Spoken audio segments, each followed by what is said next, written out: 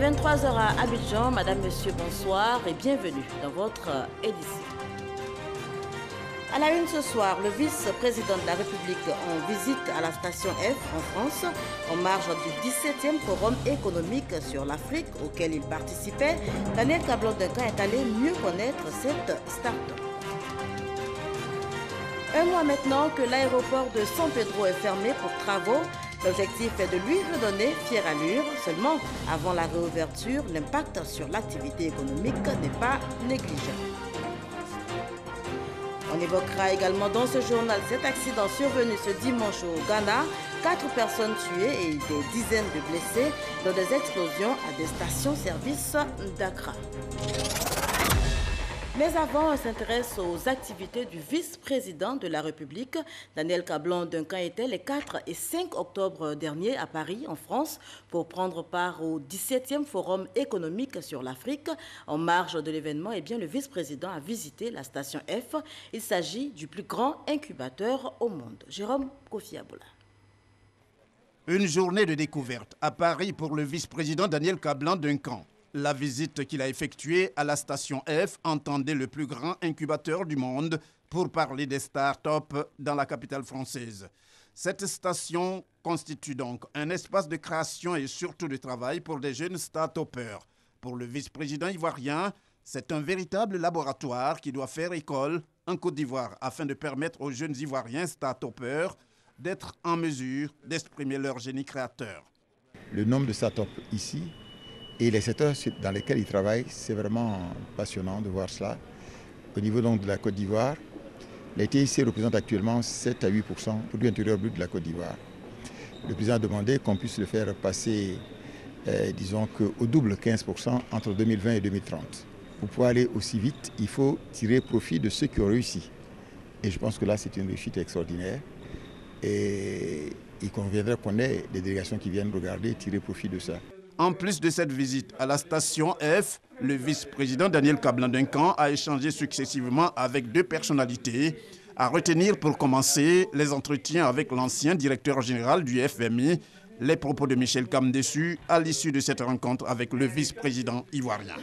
La Côte d'Ivoire a progressé à pas de géant dans sa propre remise en ordre et dans surtout la préparation de l'avenir. Cet entretien pour moi a été vraiment une occasion, une fois de plus, de me réjouir pour votre pays, de voir la manière dont il est conduit et la claire vision de son avenir de ses dirigeants.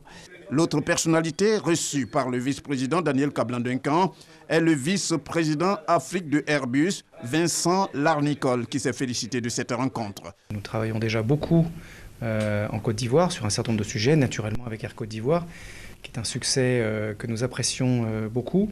Et donc les discussions aujourd'hui ont porté sur la préparation de visites, je dirais, de très haut niveau ivoiriennes chez Airbus. Et donc nous envisageons effectivement un certain nombre de sujets de coopération, naturellement, qui seront en ligne avec ce que nous avons déjà démarré ensemble. Et nous espérons effectivement une coopération encore plus intense. Le vice-président Afrique de Airbus, à l'instar de l'ancien directeur général du FMI, a aussi indiqué que ces entretiens sont à mettre au compte de la grande confiance dont la Côte d'Ivoire fait toujours l'objet vis-à-vis de ses différents partenaires. Retour en Côte d'Ivoire, 138 dossiers instruits au titre de l'année judiciaire écoulée. L'inspection générale des services judiciaires et pénitentiaires de Côte d'Ivoire a fait le point de ces activités. Mamadou Kouassi. Fini les vacances judiciaires, place à la rentrée à l'inspection générale des services judiciaires et pénitentiaires. Occasion pour les responsables de cette structure du ministère de la Justice de faire le bilan de leurs activités. L'inspection générale a pu inspecter toutes les cours d'appel, tous les tribunaux et tous les établissements pénitentiaires du pays, ainsi que des offices de notaires et des études d'huissiers de justice. Elle est même allée plus loin en inspectant également, pour la première fois dans l'histoire de notre justice, l'administration centrale du ministère de la Justice et le parquet général près la Cour suprême. L'inspection générale a instruit au total 138 dossiers disciplinaires qui ont abouti à la traduction devant les différentes instances disciplinaires de 24 magistrats, de 2 greffiers et de 112 agents pénitentiaires. Et ce n'est pas tout. L'instruction de ces 138 dossiers a également donné lieu à des propositions de sanctions contre 3 notaires, 4 huissiers de justice et un agent interministériel. La commission de discipline du parquet, remise en marche et redynamisée, a pu tenir 2 sessions à l'issue desquelles elle a émis des avis sur des sanctions à prononcer à l'encontre de 9 magistrats du parquet. Des résultats réalisés grâce à la contribution des partenaires au développement, dont ProJustice. Cette institution américaine offre pour la 3e fois consécutive du matériel informatique à l'Inspection générale des services judiciaires et pénitentiaires. Sans une inspection performante, il est difficile d'avoir une justice efficace. Il est nécessaire qu'il y ait un service performant avec tous les moyens nécessaires pour effectuer ces inspections qui permettent de déceler les éventuelles défaillances. Depuis 4 ans, ProJustice s'est engagé à accompagner la réforme et la modernisation du système judiciaire ivoirien, mise en œuvre par le gouvernement. L'Inspection générale des services judiciaires et pénitentiaires a également pour mission la sensibilisation des acteurs du système judiciaire ivoirien, les enquêtes administratives et l'instruction des dossiers disciplinaires. Un mois maintenant que l'aéroport de San Pedro est fermé pour travaux, l'objectif est de lui redonner fière allure. Seulement, avant la réouverture de cet aéroport, l'impact sur l'activité économique n'est pas négligeable. Sam Conan a rencontré quelques opérateurs économiques. Son compte rendu est dit par Hugues Hervé-Blé. Des couverts dressés, des piscines nettoyées, mais pas de clients. Des réservations de chambres et de salles de conférence annulées. C'est le calvaire que vivent les hôteliers de la ville de San Pedro depuis la fermeture de l'aéroport. En moyenne, ils accueillaient par semaine 273 clients pour la plupart des opérateurs économiques. On a perdu à peu près 80% de notre clientèle qui venait pour un jour ou 2 par la compagnie aérienne Air Côte d'Ivoire. Donc les clients ont simplement annulé. Donc les clients pour le mois de vacances, c'est perdu. Maintenant, on est dans la période de la campagne.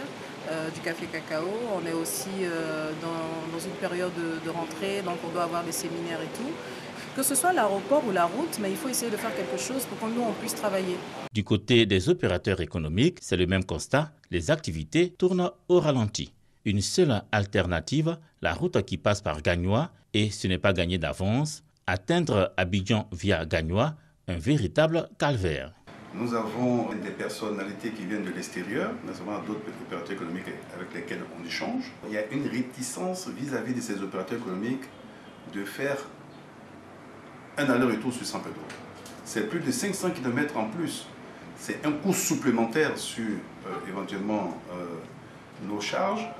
Conséquence fâcheuse de l'obligation d'emprunter des routes en piteux état, les garages de mécanique auto ne désemplissent pas depuis le 11 août 2017. Chaque garage reçoit en moyenne 4 véhicules par jour. Je suis en train de partir à Abidjan, je passe par Gagnoa, ça fatigue.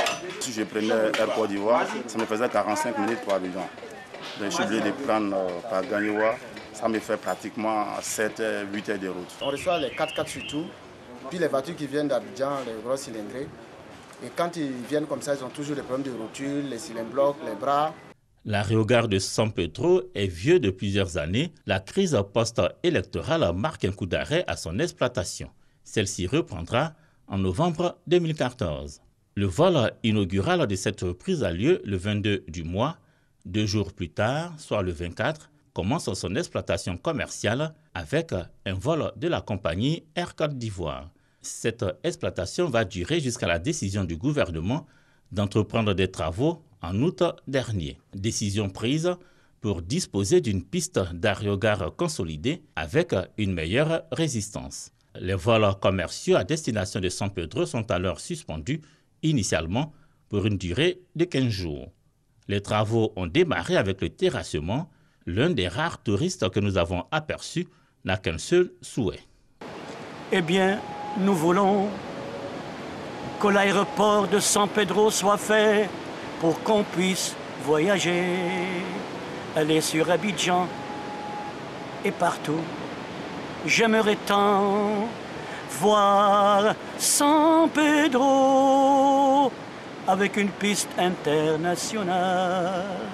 Le souhait de tous ici que ces travaux permettent la prise en compte du bitumage de la voie longue de 3 km et qui relie l'aéroport à la ville. En attendant, l'on se réjouit de l'engagement du gouvernement qui va permettre à différents types d'avions d'atterrir et de décoller dans de meilleures conditions et redonner ainsi un souffle nouveau à l'aéroport. Et nous, on continue en tout cas ce voyage à travers l'actualité. De San Pedro, on se rend à Boaké, capitale de la région de Boaké, où l'opération Épervier 3 bat son plein, 6 fumoirs détruits, une vingtaine de personnes interpellées et un fournisseur de drogue arrêté pour la seule journée du 30 septembre. Compte rendu, Soro Corona, Kader Sogodogo. Il est un peu plus de 23 heures au domicile d'un supposé grand bonnet de la drogue dans la zone centre du pays. Cet individu est le fournisseur de drogue de tout genre aux fumoirs des régions de Gbeke, du Hambol et du Bélier. Il est interpellé à son domicile avec en sa possession d'importantes doses de cocaïne et d'héroïne. Nous avons saisi près de 23 kg de cannabis. Mais après, nous nous sommes remis et on s'est dit que non, ce sont les poussins que nous avons pris. Tant que la poule continue de pondre, le travail n'est pas fait. On a continué les recherches jusqu'à ce qu'on tombe sur la poule que voici. C'est elle qui pond. Un peu plus tôt, dans la journée du samedi 30 septembre, 6 fumoirs détruits, une vingtaine d'individus interpellés, du matériel et des armes blanches saisies.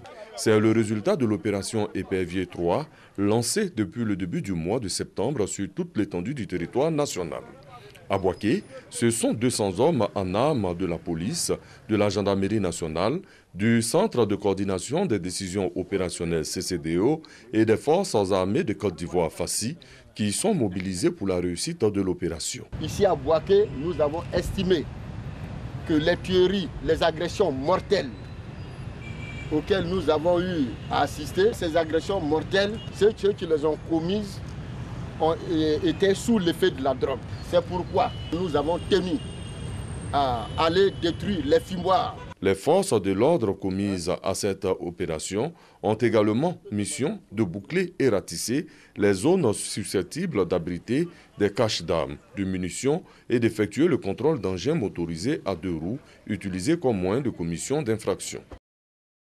Un réseau de faussaires également démantelé dans la commune de Cocody, ici même à Abidjan, par les éléments de la police du 8e arrondissement. Notez que ce réseau était spécialisé dans la confection de faux documents administratifs.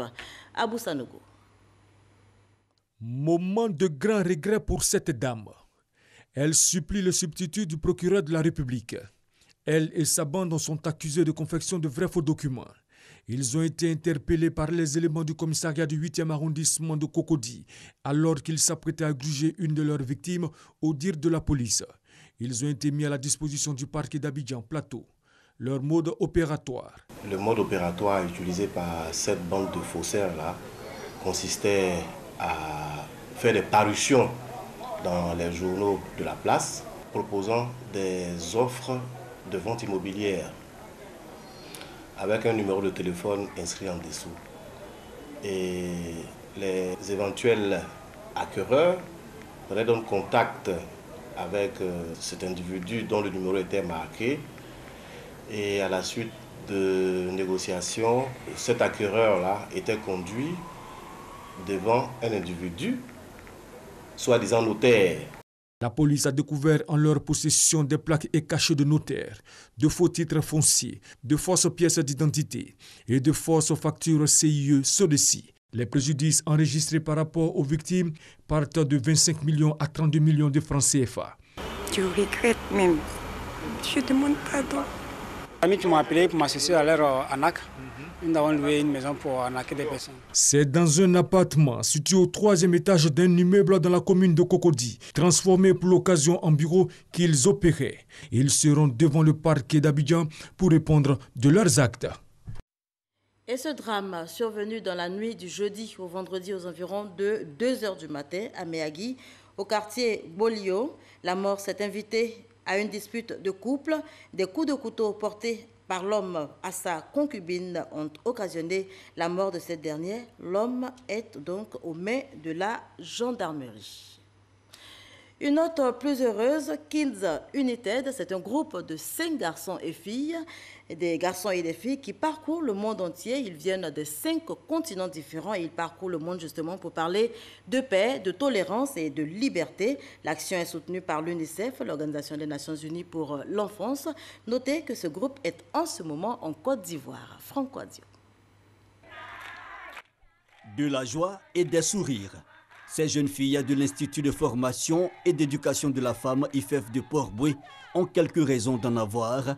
La présence dans leur antre de 5 jeunes artistes venus de France, les Kids United, un groupe parcourant le monde et distillant des messages de paix et d'amour. Quel est le message que vous pointez aux enfants de la Côte d'Ivoire? De faire ce qu'on aime, de jamais s'arrêter, de toujours avoir la joie de vivre et de toujours sourire et de toujours y aller à fond, quoi.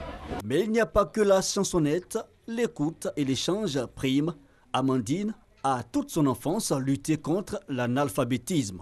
Kids United, tranche d'âge 10 à 17 ans, des enfants dans le vent, ils représentent en fait les 5 continents et ont une caution de taille, l'Organisation des Nations Unies pour l'enfance, UNICEF. Avec l'UNICEF, on est allé dans plusieurs pays, notamment le Sénégal, le Maroc ou le Liban. Et aujourd'hui, c'est la Côte d'Ivoire.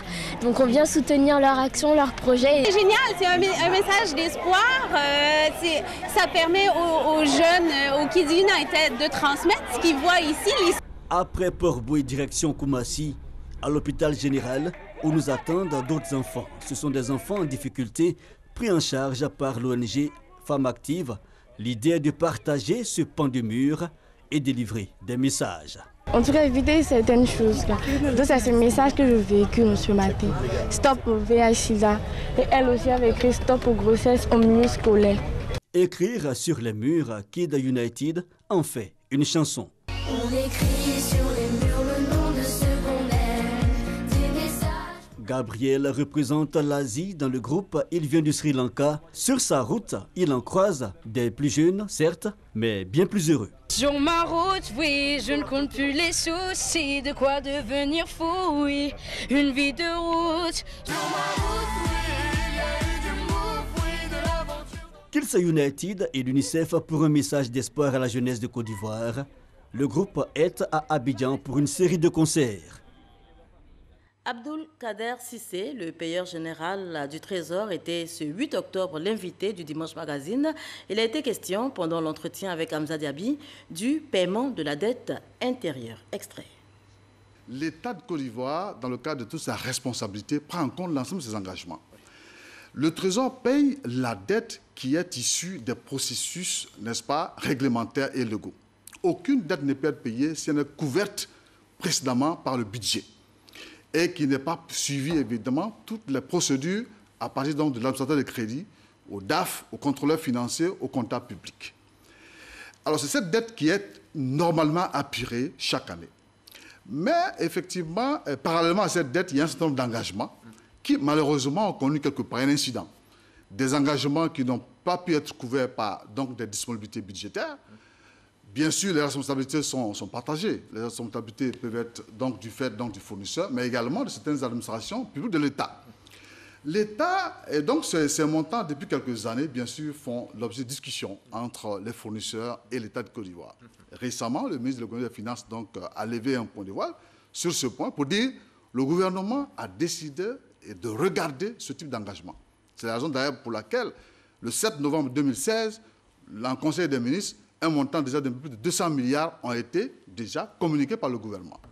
Ce travail est en train d'être fourni donc par l'Inspection générale des finances. Il s'agit donc de recenser d'abord cette dette, de la valider à travers un audit, et ensuite de ça, après donc les instructions qui vont être données par le président de la République, de procéder à leur empirement. Nous avons ouvert une lucarne très importante, un portail qui est, n'est-ce pas, qui nous donne la possibilité de communiquer directement avec les fournisseurs. L'espace web. Vous pouvez donc aller sur cet espace, www.trésor.gouv.ci, et là-bas, vous pourrez suivre effectivement l'ensemble de vos opérations financières avec l'État de Côte d'Ivoire. Dans la région du Haut-Sassandra, grande mobilisation autour du chef de l'État. Les fils, filles, élus et cadres de la région ont organisé une journée hommage au président Alassane Ouattara, le lieu de parler paix et solidarité. Konatengana. Place de la grande mosquée de Daloa, sous la trentaine de bâches installées, se trouvent les populations de la région du Haut-Sassandra venues rendre hommage au président de la République pour ses actions de développement dans la région.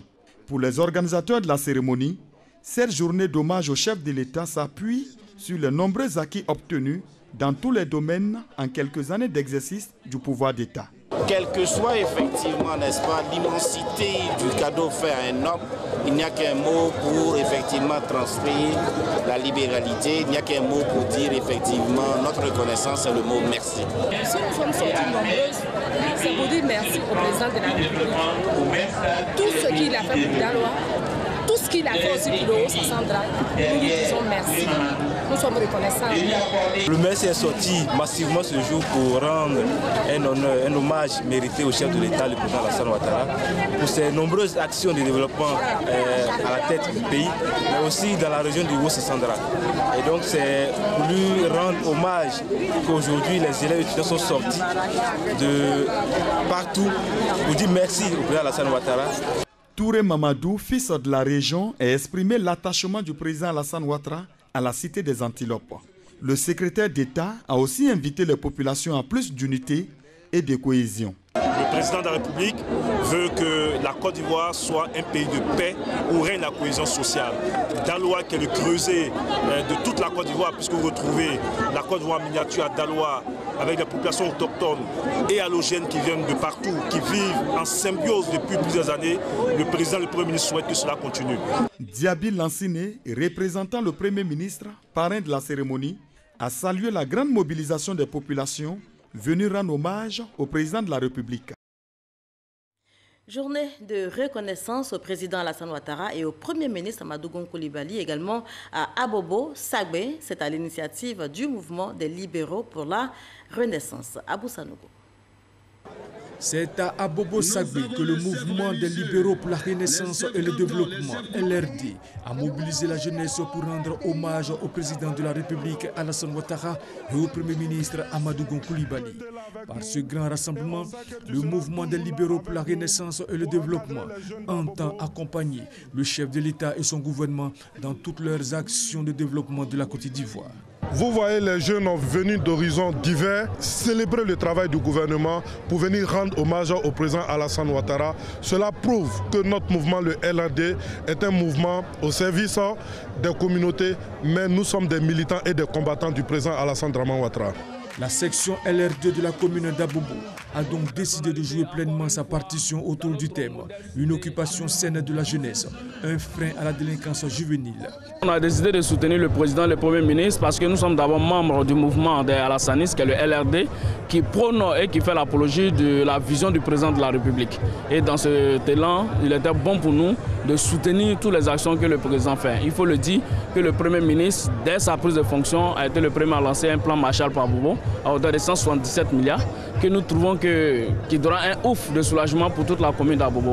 Durant 2 mois, les jeunes ont été mobilisés autour d'activités sportives et culturelles, dénommées les journées Amadou Gon Coulibaly pour Abobo. Soutenir le président, c'est une très bonne œuvre. Ça montre que tout le travail qu'il fait qui est orienté donc, pour la jeunesse. Aujourd'hui, toutes les actions qu'il pose sont assorties d'accompagnement de la jeunesse. Donc c'est un bon retour d'ascenseur pour bien lui montrer que la jeunesse est embarquée à ses côtés pour atteindre notre émergence en 2020. Un tournoi intercommunal de Maracana, doté du trophée Amadou Gon Coulibaly, remporté par l'équipe d'Abobo qui a battu son adversaire venu de la commune de Yopougon sur le score de 3-1, a mis fin à ces journées. Et on parle culture à présent. Le peuple abouré célèbre son 22e roi. Avant son intronisation, ce sera dans quelques semaines. Eh bien, Nana Ayemou Denis a été officiellement présenté à son peuple, cela 5 ans après le décès de l'ancien roi. Serge Koléa.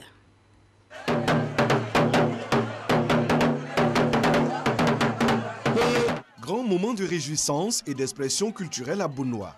Un peu plus de 5 ans après le décès de son prédécesseur, Nana Ayemou Denis, 22e roi des Abourés et Yvais, est présenté à son peuple. Après le cérémonial traditionnel qui se fait en 6 étapes, les guerriers entonnent les chants à la gloire du souverain.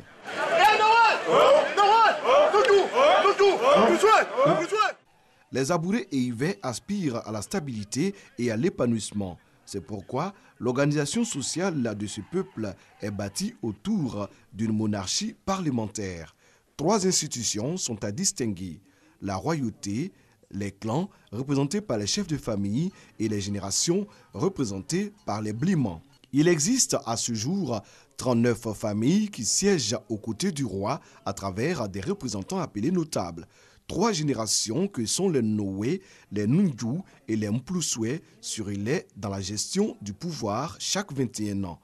La génération actuelle au pouvoir depuis 2007 est la génération Nundju. Le roi est toujours issu de la famille Yvevlé. Il est proposé par celle-ci au moment qui entérine la décision avant de procéder à son installation. Cette cérémonie de présentation du 22e roi des Abourés et Yvais est l'une des étapes d'un long processus devant aboutir à l'intronisation de Nanan Ayemou Deli. À l'Office national des sports, la CAN 2021 se prépare déjà et pour mener à bien l'opération d'organisation, le ministre des Sports et des Loisirs a remis des véhicules flambant neufs à l'Office. Arsène Kouassi et Salif Ouattara.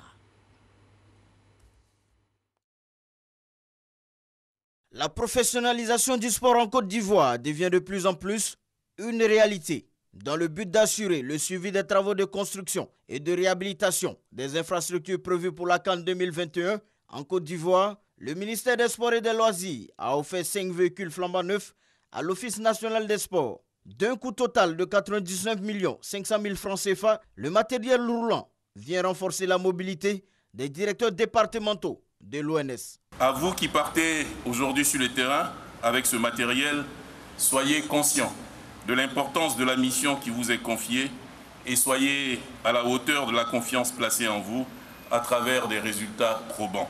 Et comme il fallait s'y attendre, la satisfaction est à la mesure de l'événement. Au nom de mes collègues, chefs de département, je vous réitère nos sincères remerciements et vous assure de notre dévouement au travail. Nous promettons une bonne utilisation des véhicules dans le respect des missions de l'ONS. La remise de ces véhicules de liaison s'inscrit dans le cadre de la mise en œuvre du plan annuel de performance 2017 du ministère des Sports et des Loisirs. On évoque à présent cet accident survenu ce dimanche au Ghana. 4 personnes tuées, des dizaines de blessés dans des explosions des stations-service à Accra.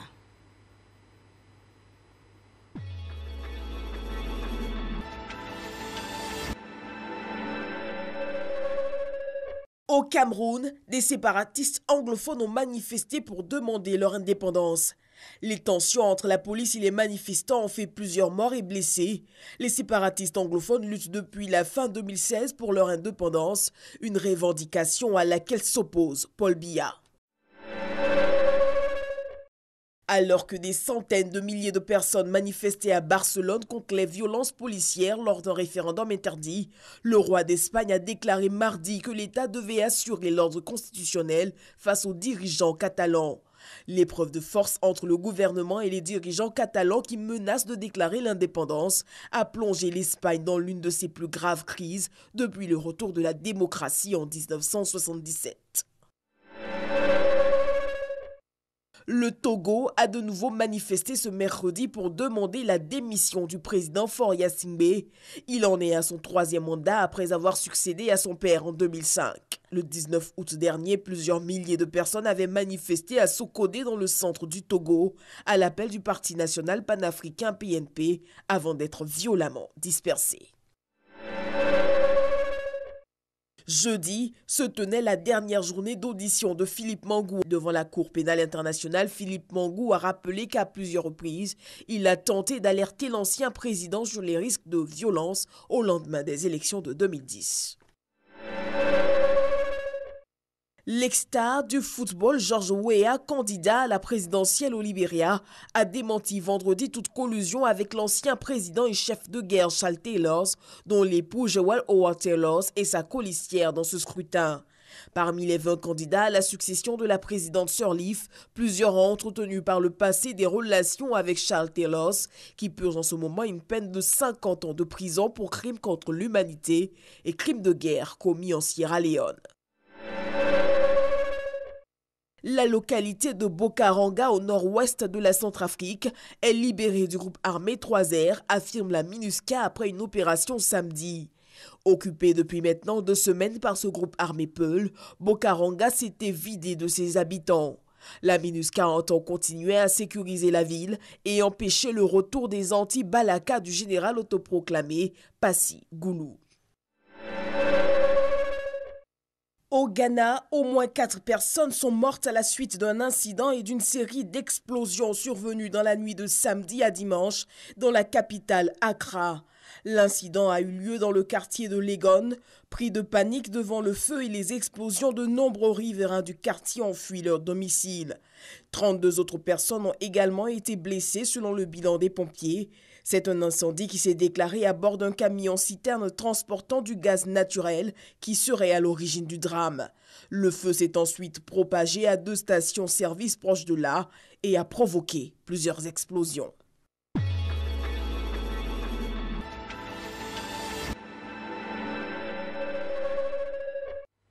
Voilà, commentaire de Alexis Ouedraogo qui met un terme à ce journal. Merci de nous avoir suivis. Passez une excellente soirée sur nos antennes.